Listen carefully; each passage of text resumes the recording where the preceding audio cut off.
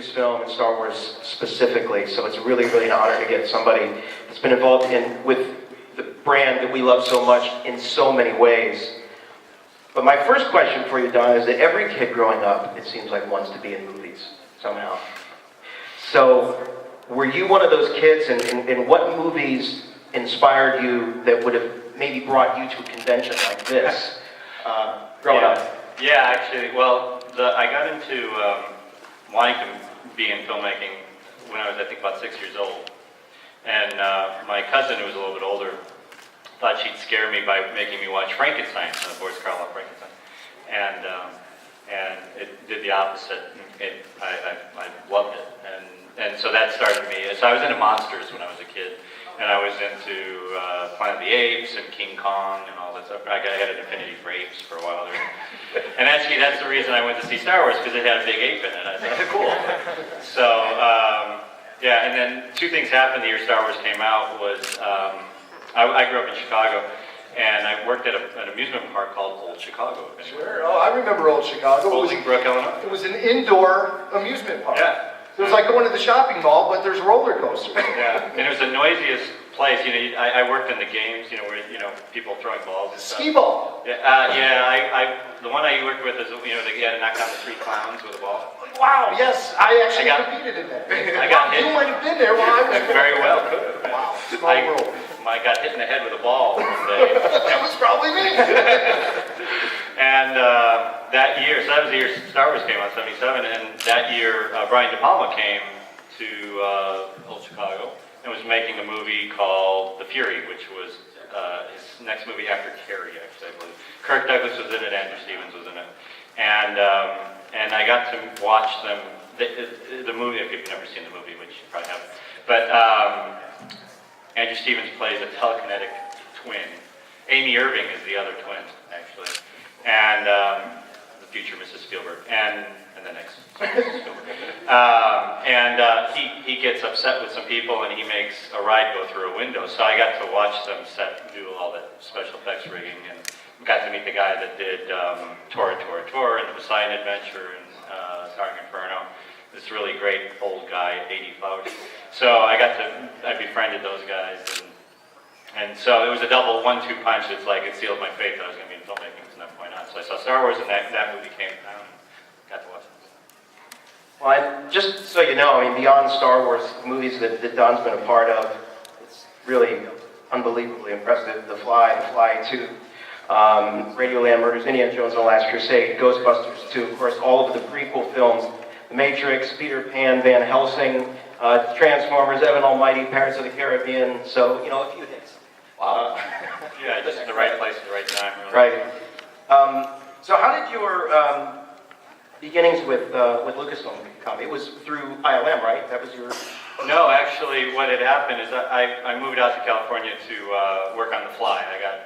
I knew somebody that had gotten a job on The Fly from Chicago, and he recommended me, and I put it in my portfolio. I thought I was going to do makeup and stuff like that, but they didn't like my makeup portfolio. So, but then they said, oh, you could do machining and you could do mechanical. So I thought, oh, sure, yeah.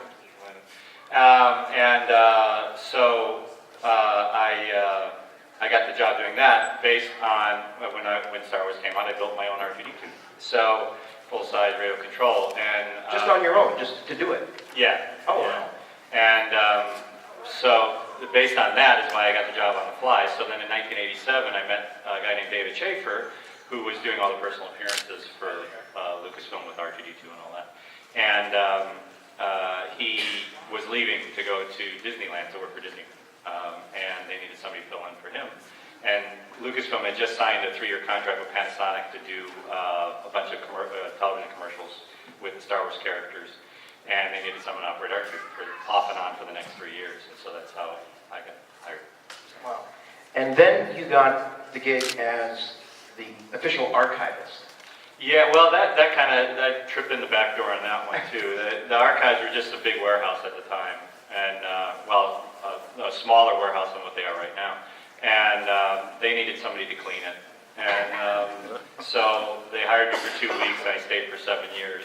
So just cleaning out the archives. And then that just turned into doing character appearances and exhibits. And right. Well, the archives, that's kind of like fanboy's dream would be to actually be able to go into the archives, and it's handled, I think, a lot differently now than it was many years ago. What are some of the big differences between the way that, what it was like, and what years would this have been when you first started? 87, 88. Okay, so as fans, we kind of call that the dark times. That's, after Jedi came out, and we were told that, if we saw anything, it was going to be decades away, anything new. So what was the feeling like there? Was it that, okay, these are just old props, or was there a sense that these were really, really special? These weren't just props? Well, generally it was just like, a bunch of stuff that was sitting on the shelves or rotting. And you clean it up, get rid of stuff that, is in the way and it's too big. So one of the things that, and everyone cringes when they hear this story, but I had to personally supervise was the destruction of one of the land speeders. We had 2 land speeders. And the one that actually is on tour right now with the Boston Museum is where Star Wars meets imagination. Right. I think it's in Australia right now. It's coming back to the States. And that's the one that they drove. That was actually had a car in it. The other one was one that was on an arm that would rotate into the shot. That's the one we had destroyed. And so I personally oversaw a Teamster run it over with a forklift several hundred times. And it's just because we didn't have enough room, so we got to get rid of it. So I stopped doing that when they gave me You guys orders. could have kept it in my garage if you wanted to. Well, it was at the time, it was before Planet Hollywood. Planet Hollywood was another thing that caused everybody to realize, hey, wait, we can still make money on this stuff. Yeah, sure. So the next year, we had a huge exhibition in Marin County, called the Marin County Exhibition. And it was a huge success. 43,000 people in 4 days came through. And at that point, then Lucasfilm started looking seriously at we should keep as much of the stuff as possible. We could use it for future exhibitions. People actually do want to see it. Yeah, people actually wanted to see it. So. Amazing. You also helped with the big move to the ranch, Yeah. the archives. What was that like? Well, it was like, well, that's a logistical nightmare. Yeah. We actually had a moving company that just packed the stuff up and moved it bit by bit. But it wasn't as intense as we thought it was going to be. It was more getting the building built and all that stuff. And I think it's where the archives are now is a 10,000 square foot facility. Wasn't there a piece of artwork that came out with that big move? Why am I picturing like a sand crawler and everything kind of like? No, that was that something else? No, that was the move from the Lucasfilm offices from Los Angeles to San Francisco. Oh, okay. In 1978, I think. Now, Don, I believe the first time I actually saw the archives was a supplement on the Star Wars Laserdisc. And they spelled my name wrong on that. How dare they? But you just sort of showed off various things on the shelves. Was that before or after the move? That was after. That was at the ranch facility. Okay. The one that was at the ranch facility. Because the original facility was basically just an industrial space and right down the street from ILM. And it was behind a paint store, which is nice and flammable. And it had no insulation. So we moved it into a more climate-controlled facility. And now the people that are there, they actually have museum degrees and they know what they're doing. But I was just the guy that the reason I learned how to make models is because I broke the models as I was handling them, so I had to figure out a way to fix them. So that's how I learned how to make models. So. Wow. Like we were saying, some of the movies that you've worked on for ILM outside of Star Wars, Ghostbusters 2, Indiana Jones and The Last Crusade. Any particular memories about some of those non-Star Wars films? Were you ever on set with any of those, or was it pretty much? No, well, most of those were, ILM at that time they had their own big blue screen, and so occasionally the actors would come up. So, but very rarely we did. However, with Indiana Jones: Last Crusade, I got hired to do Donovan's Destruction. The guy who drinks from the wrong grail and he shrivels up and falls apart. I did all the suction on there, so he had eyeballs that sucked up, his cheeks sucked in, so I really sucked. And but one day we were working on it, and Mike McAllister was the visual effects supervisor on the film. Came in, it was a Saturday, I remember it was a really rainy Saturday, and he came in while we were working, and he said, I need you. So he pointed to me, because I was the only one, I guess, not doing anything. And I walked over with him to a stage, and it was me, a cameraman, a camera assistant, and Mike's putting on a Nazi jacket, and he's got the Grail diary, and this guy, the camera assistant, Duncan, was trying to put on another jacket, and it didn't fit him. So they swapped, and they had me put on the jacket, and that's a scene where Hitler signs the Grail Diary book. It's actually Mike McAllister signing it. Because the reason they reshot it is originally when it was shot, apparently, although the actor that played him said he didn't do it this way, but apparently Adolf Hitler was spelled wrong. He spelled it with a PH instead of an F. So then he had apparently signed it Best Wishes Adolf Hitler. Well, that Best Wishes Adolf Hitler was too long. They refilmed it again, and then they filmed it the third time, which is the one we did. And so I'm Harrison Ford. I'm this much of Harrison Ford in the background behind the book, the insert of the book being signed. And now I had to tell this story. I went to a German convention, and I had to tell this story, and I'm getting to the point, and I'm realizing I got to say Adolf Hitler to a bunch of German fans. And I kind of just mumbled it under my breath. You don't know how that's going to go over. Yeah, It could go either way. Maybe. Yeah. You worked as a puppeteer on, backtracking a little bit, on Witches of Eastwick, and I really love that movie. Did you have any time did you interact with Jack Nicholson at all? No, just as a puppet. Just because the big transformation at the end. Yeah, it was a real complex puppet. Rob Bottin is a makeup artist down in LA that did the puppet stuff, and they had a thing where they brought their crew up, but they couldn't, because of union regulations, they couldn't operate the puppet at ILM, so they had to bring in ILM people to do it. And technically that was my first job as an ILM person. And so there were 28 puppeteers on that one puppet. It was this real timing thing where everyone had to hit a mark at a certain count. They were counting it down to 10 or something like that. And my job was to stick the tongue out. So You were Jack Nicholson's tongue. I was Jack Nicholson's tongue. That's awesome. You never saw And this much of Harrison Ford. Yeah, I know. And we'll get into Boba Fett and other things.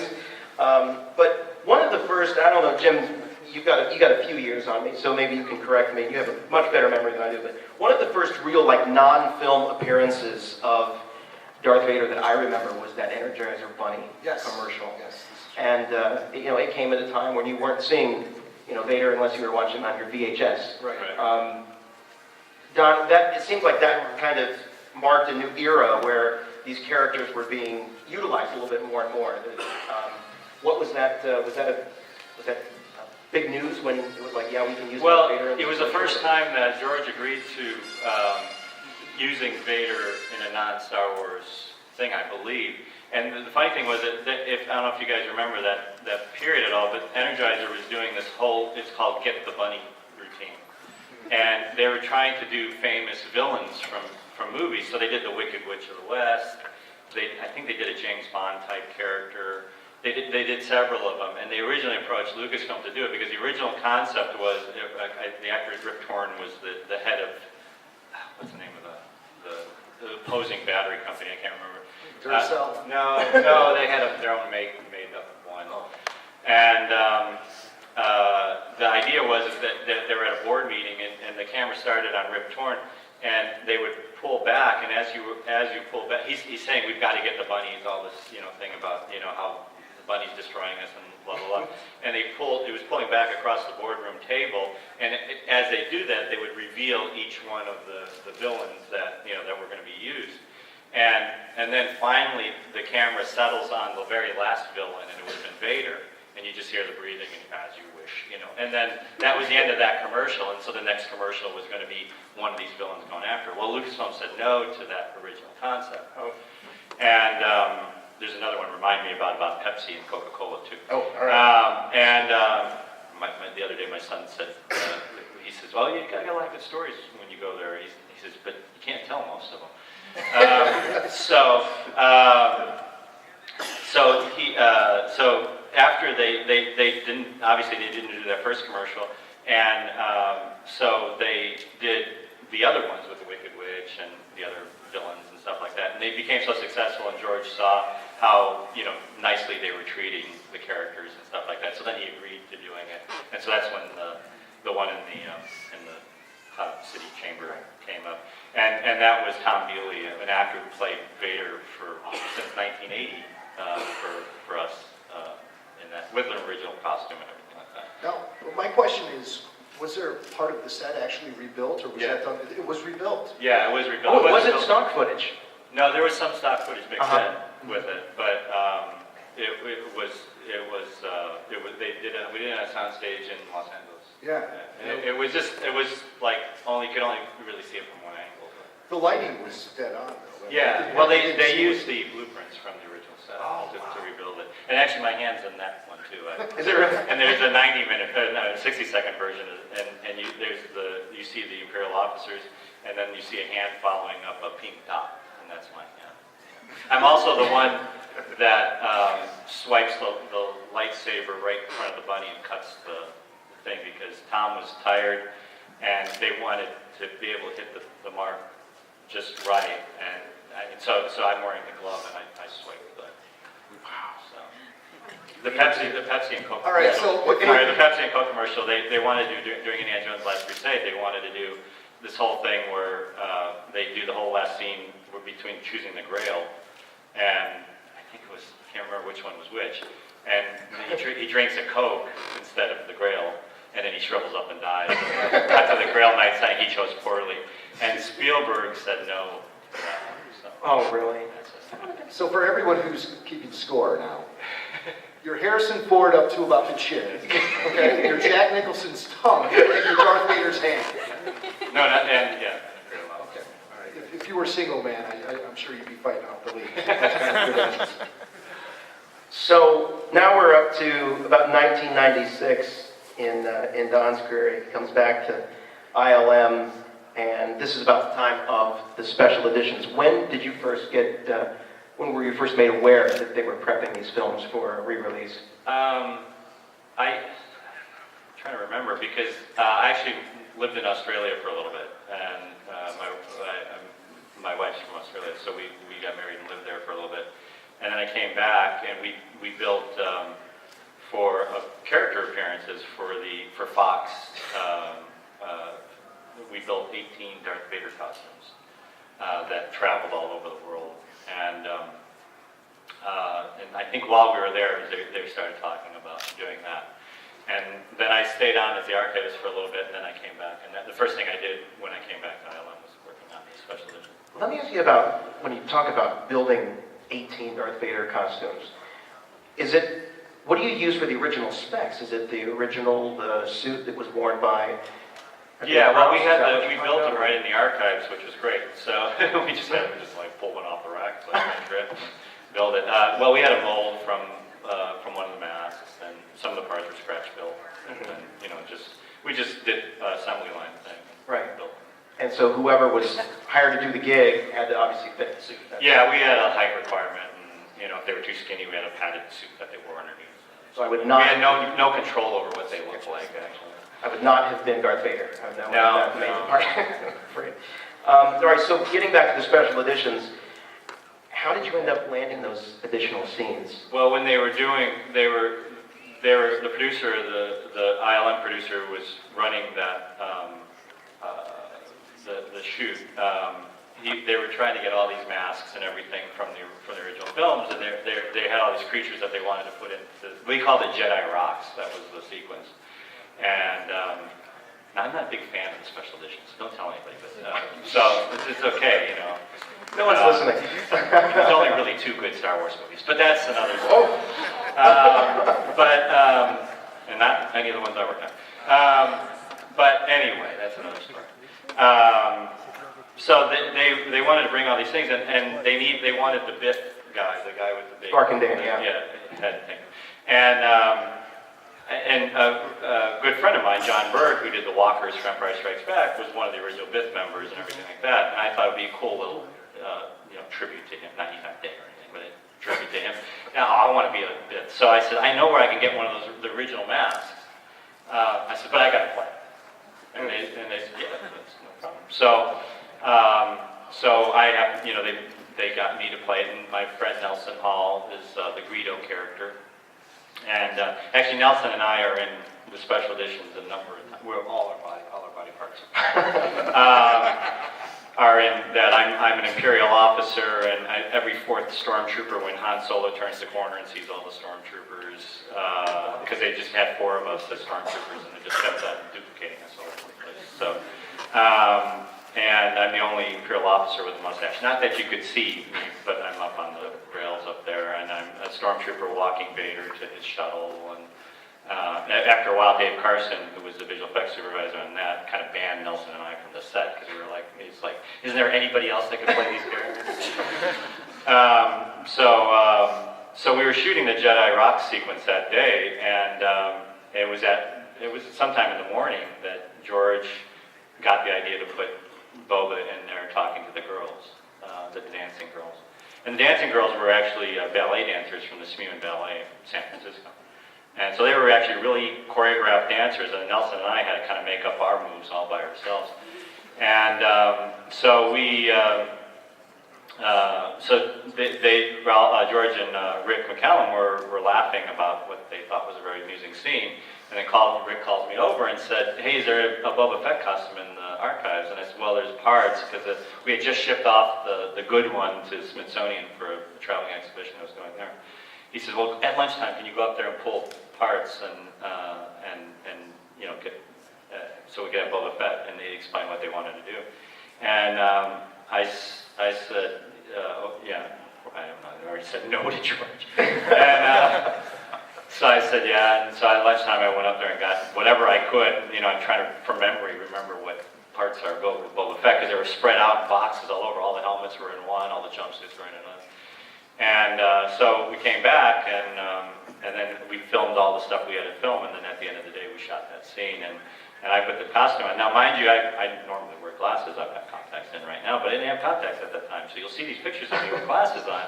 So I come out of from the back, and I'm wearing the glasses with the stupid hood. I look like a real dork. And George laughs at me. He goes, "Oh, look, it's Jabba's accountant." And he goes, and he started doing this he made up this whole story, and I can't even recall it, but about, you know, how Jabba's accountant wound up in the Rancor pit because Jabba was unhappy with the books or something like that. So, and I'm sitting there being, you know, humiliated by George Lucas in front of the whole crew. So at that point, then he told me what he wanted to do with the girl, and you know that Mercedes is her name, and that he wanted me to, you know, rub her cheek and everything like that. And he's doing this to me, you know, George. I want you to do this, and it's like, then we shot it, and I couldn't rub her cheek because I had a glove hand, he had makeup, and I was smeared and everything. So I just touched her under the chin, and the whole crew erupted in laughter. And I thought, oh, did I do something stupid? And they said, no, it just was amusing. So that's what. And I had to walk funny in it because the backpack I had on was the damaged backpack from Return of the Jedi after the stick hit it. So there was like a big scar with wires hanging out. It's the only one I could find on a short notice.